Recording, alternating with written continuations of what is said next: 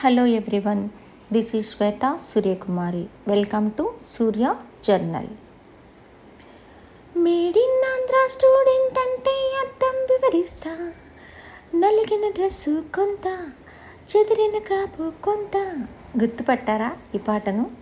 తెలుగు చిత్రసీమలో power star పేరు తెలియని ప్రేక్షకులు ఎవ్వరూ ఉండరు. మెగాస్టార్ చిరంజీవి తమ్ముడుగా చిత్రసీమలో అడుగుపెట్టి అనతి కాలంలోనే అగ్ర కథానాయకుల చెంతన నిలిచిన 6 అక్షరాల హీరో పవన్ కళ్యాణ్. ఆయన నటించిన ఖుషీ చిత్రం ప్రేక్షకుల్ని ఖుషీలో ముంచెత్తింది. అమ్మాయే సన్నగా అరనవ్వే నవ్వగా మతి తప్పి కుర్రాళ్ళే మంచాన పడ్డారే పాట సాధించిన విజయం మాటలకు అందనిది.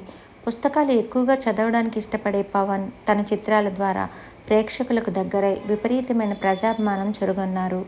కేవలం సినిమాలు మాత్రమే కాదు, ప్రజల కోసం ఏదైనా చేయాలనే సంకల్పంతో జనసేన పార్టీ స్థాపించి తద్వారా ప్రజలకు దగ్గరయ్యారు.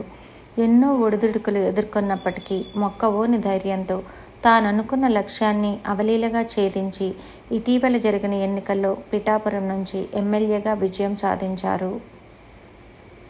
1996లో అక్కడ అమ్మాయి ఇక్కడ అబ్బాయి సినిమాతో చిత్రసీమకు పరిచయమైన పవన్ కళ్యాణ్ 1998లో విడుదలైన తొలి ప్రేమ చిత్రం అఖండ విజయం సాధించి ఆ ఏడాదికి తెలుగు భాష ఉత్తమ సినిమాగా జాతీయ ఫిలిం పురస్కారం పొందడంతో అగ్ర కథానాయకుల చెంతన చేరి అభిమానుల ప్రశంసలు పొందారు.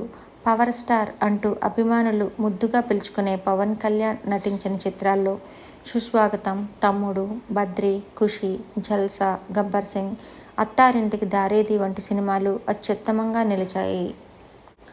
ప్రజలకు సేవ చేయాలనే తపనతో 2014లో జనసేన పార్టీ స్థాపించారు. సినిమాల పరంగా విపరీతమైన ఫాలోయింగ్ కలిగిన పవన్ కళ్యాణ్ రాజకీయ పార్టీ స్థాపించి విధి విధానాలతో ముందుకు సాగుతూ ప్రజల మధ్యకు వెళ్లారు.